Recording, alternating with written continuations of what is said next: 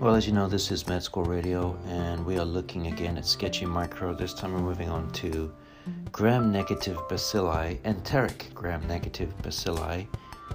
We're looking at Salmonella, the salmon dinner. So I'm looking at the picture from Sketchy Micro. We can see there is a fish under a dome on the table, and under the table there is a turkey baster or chicken baster, I don't know what we call it, which is being held by the chicken, which has a match in its mouth. And so anyway, there's a chicken on the left, and on the right there is a seagull. And behind the chicken there is a cage with an M theta sign, I think it is, and there is a seagull on the right, and he's wearing some kind of apron which has red splotches on it. And there is also one of those cages behind with that M theta sign on it. And the seagull is holding a sickle, and there's a flower on the table in a vase, and the seagull is stepping on a syringe. Anyway, for Salmonella, the salmon dinner, let's look at number 1 in the PDF. Gram-negative, non-lactose fermenter, white on McConkey's agar. 2, tail flopping around. Motile, indole negative due to lack of tryptophanase. 3, the plate is black, H2S positive. All motile enteric colonies stain black on hecto and agar. Number 4, the glass dome over the salmon. It's capsulated. Positive for citrate utilization, turns indicator blue due to alkaline pH. 5, lemon. Acid labile, needs high doses to cause an infection. Patients on proton pump inhibitors are more susceptible to infection. 6, bird cages with the M theta invades through the colon, through the macrophages to get into the colon. Facultative intracellular. Okay, number 7, Salmonella E on the left. So they have the chicken. It's caused by eating undercooked chickens. And B, the candle causes inflammatory diarrhea and gastroenteritis.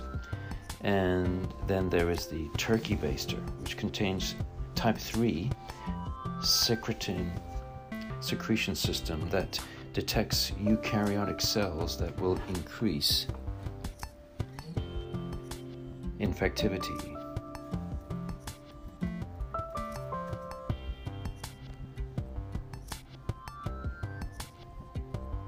Okay, so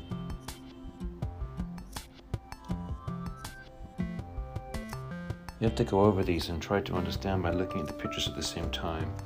And this PDF was written by, I believe, a non-English speaker. I'm trying to make it out. And sometimes it's something you have to look up while you are actually reading it. But let's go ahead with Salmonella typhi, typhoid fever, always from a human source. A, chef apron harbored in the gallbladder, typhoid Mary. B, red spots on the apron to remind us that patients get it on the stomach due to infection. And it says, next page, A, bones on the head of the salmon and sickle, number 1 cause of osteomyelitis in adults with sickle cell. B, bird droppings can cause pea soup diarrhea.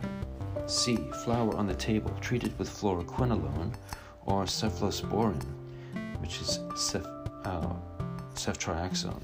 And D, the syringe sticking in the leg of the seagull, live attenuated vaccine. 9, treatment, many resistances. A, gastroenteritis antibiotics are not warranted. Do not use antidiarrheal. B, Salmonella septicemia, I think it is, aggressive chloramphenicol, AMP amoxicillin or TMP SMX for 10 days. C, fluoroquinolones, Cipro or Levo. And D, ceftriaxone for invasive and bloody. Salmonella typhi on the right again, so there are three phases.